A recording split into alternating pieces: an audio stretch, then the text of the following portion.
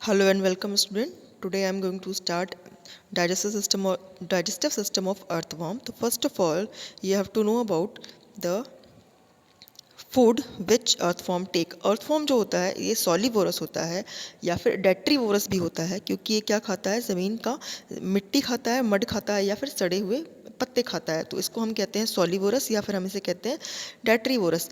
Alimentary canal या digestive system अर्थफॉर्म का ये कंसिस्ट करता है एलिमेंट्री कैनाल और डाइजेस्टिव ग्लैंड के साथ में. ठीक है, किससे मिलके बनता है? Alimentary canal and digestive gland के साथ में. अब जैसे कि आपको पता है कि अर्थफॉर्म की बॉडी कैसी होती है, लॉन्ग एंड सिलेंड्रिकल, तो इसकी एलिमेंट्री कैनाल भी कैसी होती है, लॉन्ग. और ये स्टार्ट होती है माउथ से और ख़त्म होती है जाकर एनस में.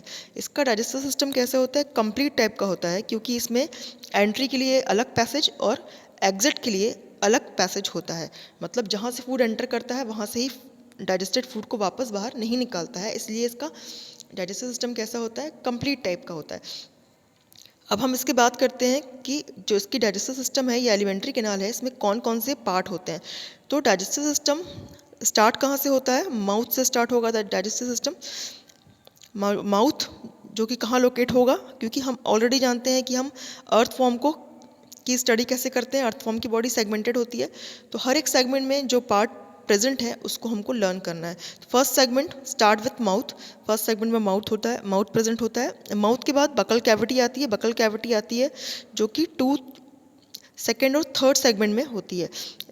इसके बाद pharynx. Pharynx present in third to fourth segment. Oesophagus. Oesophagus fifth to seventh segment में प्रेजेंट होता है. गिजार्ड 8 to 9 सेगमेंट में. स्टमक 9 to 14 सेगमेंट में. और इंटेस्टाइन जो होती है वो 15 to last segment except anus. और लास्ट सेगमेंट हमारा क्या होता है? एनएस को होता है. अब यही जो पार्ट है हमारे एलिमेंट्री कैनाल के, इसको हमको डिस्कस करना है one by one with function. तो एक बार हम इसका फिगर देखते हैं और फिगर के थ्रू ही हम इसके डिफरेंट पार्ट की स्टडी करेंगे और समझेंगे कि किसका काम क्या है, साथ साथ में वो कौन से जगह पर लोकेटेड है.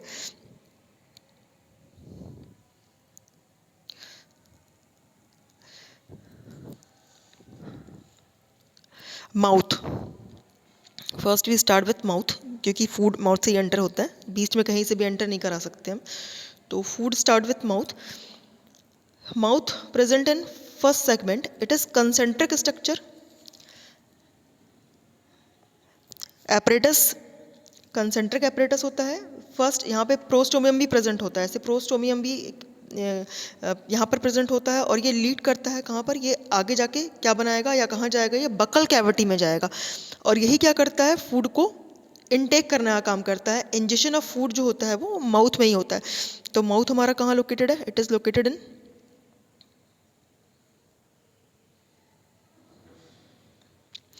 Located in first segment. Mouth के बाद नीचे सेकंड से माउथ के बाद दूसरा हमारा पार्ट क्या है? Buccal cavity. तो बकल कैविटी जो होता है ये माउथ से कह सकते हैं स्टार्ट हो जाता है एक तरह से. तो ये सेकंड और थर्ड जो सेगमेंट है यहाँ तक आता है. ये थोड़ा सा शॉर्ट होता है, छोटा होता है, थोड़ा सा माउथ से कैसा होता है? वाइडर होता है. थोड़ा सा ये वाइडर है. ठीक है, आप यहाँ देख पा रहे हो स्ट्रक्चर कैसा है, थोड़ा सा वाइड है. ये बकल कैविटी थोड़ी सी वाइडर होता है. और साथ साथ में क्या होता है? इसकी वॉल कैसी होती है? थिन वॉल होता है. ट्यूबुलर थोड़ा सा स्ट्रक्चर है ये. ठीक है, और साथ साथ में कैसा है? ये मस्कुलर भी है. ये टू और सेकंड और थर्ड सेगमेंट तक ये फैला हुआ होता है.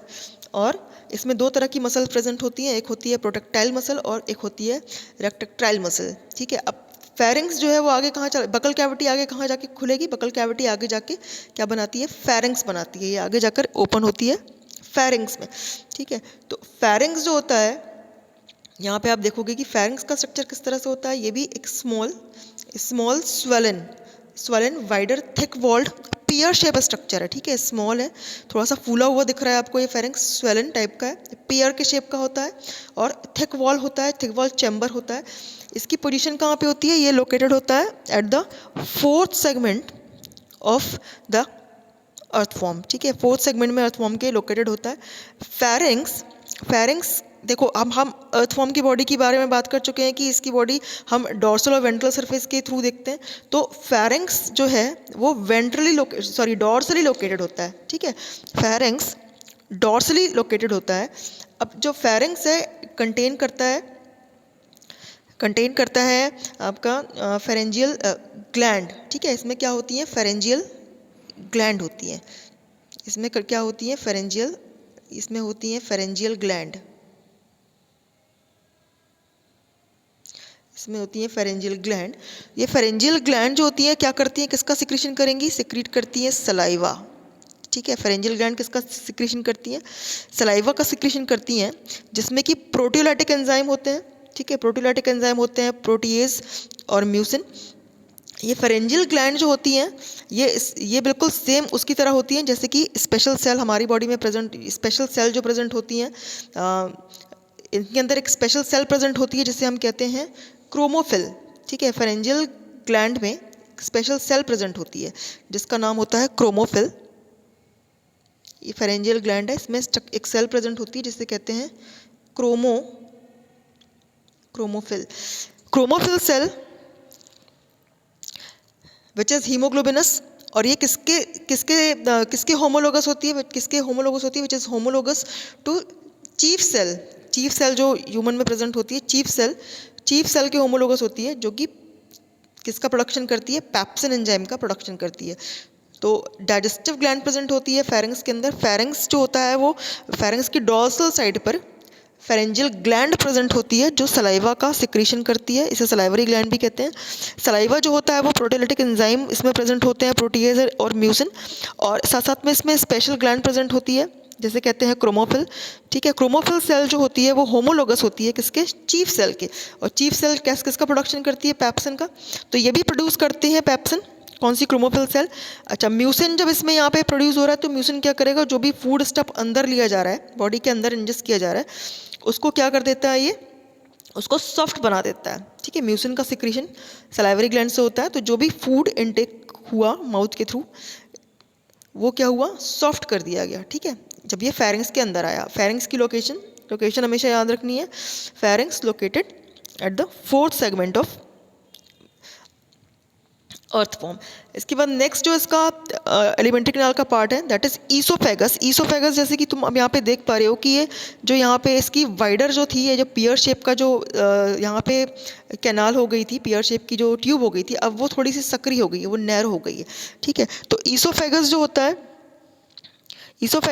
है ये कैसा हो जाता है, ये नैरो हो जाता है, नैरो एंड थिन वॉल हो जाता है यहाँ पर, और it is located into 5th segment to 7th segment. It is located into 5th segment to 7th segment, ठीक है।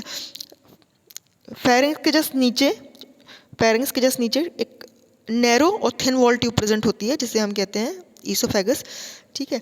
ईसोफेगस का काम क्या होगा, ईसोफेगस क्या करती है, माउथ से ये जो फेरिंग्स से फूड को कहाँ पे भेजने का काम करती है, स्टमक में भेजने का काम करती है, ठीक है। छोटी सी ट्यूबुलर स्ट्रक्चर है, फेरिंग्स से फूड को कलेक्ट करके कहाँ भेजेगी, स्टमक में भेजने का काम करती है। तो फेरिंग्स की पोजीशन 5th सेगमेंट पे, narrow thin wall tubular structure है। नेक्स्ट जो स्ट्रक्चर है हमारे पास वो क्या है, गिजार्ड।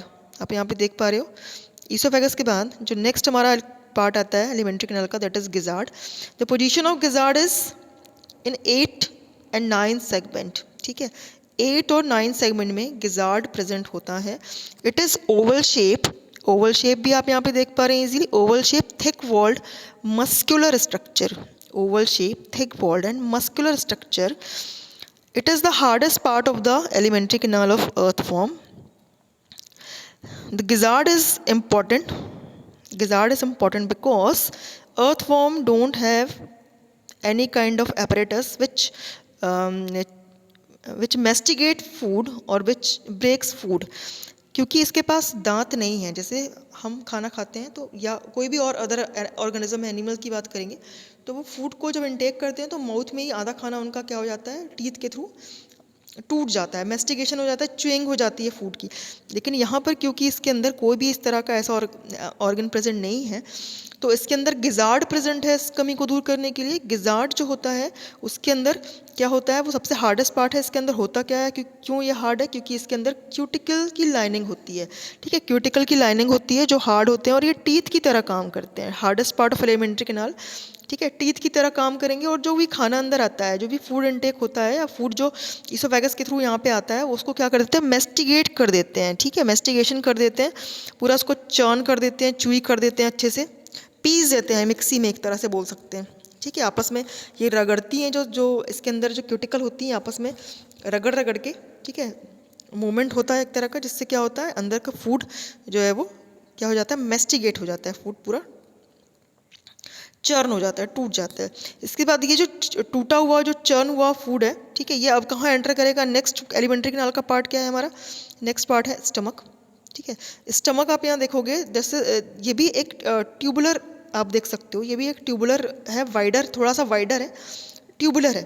ठीक है, और ये कैसा है, यहाँ पे स्टमक की जो पोजीशन है वो कहाँ पर है, 9th segment to, it start from 9th segment to 14th segment. ठीक है, 9th सेगमेंट से लेकर 14th सेगमेंट तक स्टमक की पोजीशन होती है।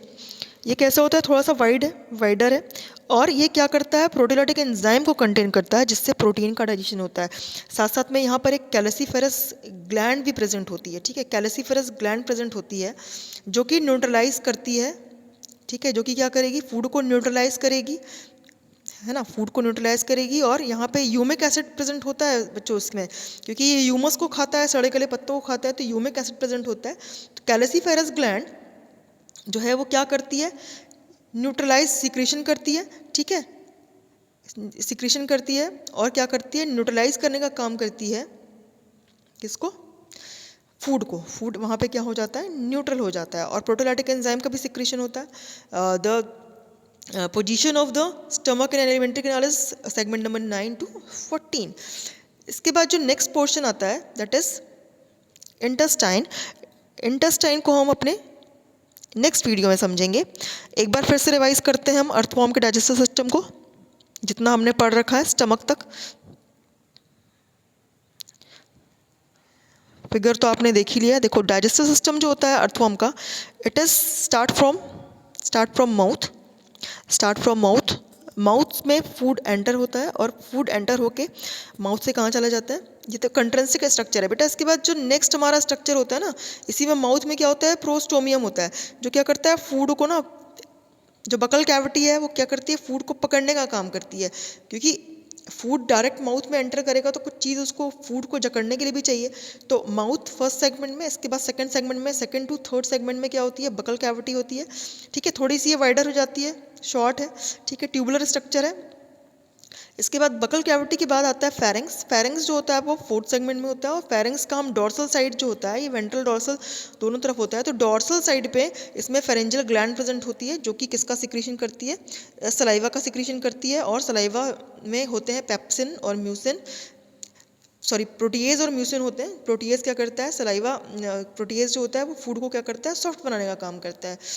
सॉरी प्रोटीएज नहीं, म्यूसिन मिक्स होता है फूड के साथ में और उसको सॉफ्ट करने का काम करता है। फेरेंजियल ग्लैंड प्रेजेंट है, इसमें क्रोमोफिल सेल प्रेजेंट होती है, जो कि होमोलोगस होती है चीफ सेल के। इसके बाद ईसोफेगस, जो फेरेंक्स है वो ईसोफेगस को लीड करता है। ईसोफेगस थोड़ा सा सकरी ट्यूब है। इसके बाद ईसोफेगस में, ईसोफेगस क्या काम करता है, ये 5th to 7th सेगमेंट में प्रेजेंट है और ये लीड करता है, ये फूड को फेरेंक्स से स्टमक में लेकर आता है। इसके बाद ईसोफेगस जाता है गिजार्ड में। ठीक है, गिजार्ड जो है वो ओवल शेप स्ट्रक्चर है। ये इंपॉर्टेंट है क्योंकि इसमें क्यूटिकल की लाइनिंग होती है, जो कि फूड को मेस्टिगेट करती है। Gizzard 5th to 7th gizzard present होता है 8th सेगमेंट में। इसके बाद गिजार्ड के बाद एक लंबी सी हमें ट्यूब दिखती है यहाँ पे, थोड़ी सी wider and thick wall tube दिखती है यहाँ पे हमें, वो होती है स्टमक। वो 9th to 14th सेगमेंट में जाती है और ये प्रोटीयोलाइटिक एंजाइम का सिक्रीशन करती है। साथ साथ में इसमें कैल्सिफेरस ग्लैंड भी प्रेजेंट होती हैं, जो फूड को न्यूट्रलाइज करने का काम करती हैं। In my next video we will discuss with intestine, parts of intestine, rectum and digestive gland, as well as physiology of digestion.